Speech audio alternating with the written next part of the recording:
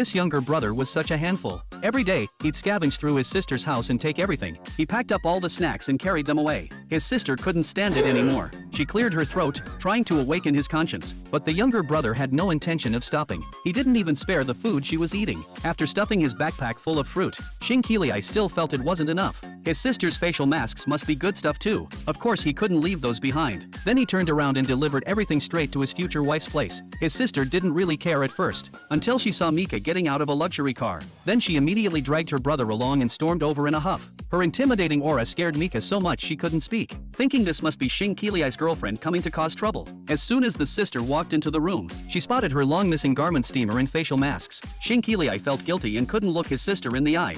Faced with the woman's overwhelming presence, Mika instinctively began explaining the whole process of how she had rented Shin Kili's place. After she finished her stammering explanation, the sister finally revealed who she really was. Mika breathed a huge sigh of relief. Before leaving, Shin Kili asked her out on a date for the next day. Mika was really looking forward to it. For the first time, she carefully put on a facial mask. Meanwhile, Shin Kili was racking his brain over where to go. Everyone on the SWAT team was single, so he had no one to ask for advice. Helpless, he turned to the internet for ideas. The next day, Mika dressed up carefully. Shin Kili planned to take her to a lavender garden. Since he couldn't remember the directions, he wrote little notes on his hand, which Mika found both adorable and funny. But when they got there, it started pouring rain. Shin Kili had no choice but to go to plan B, taking Mika to a trendy restaurant nearby. Just then, he received an emergency call. Shin Kili looked at her apologetically. Mika understood his situation and didn't blame him, but she couldn't help feeling a little disappointed. He dropped her off at a nearby bus stop, left his jacket with her to keep her dry, then turned and walked away without looking back.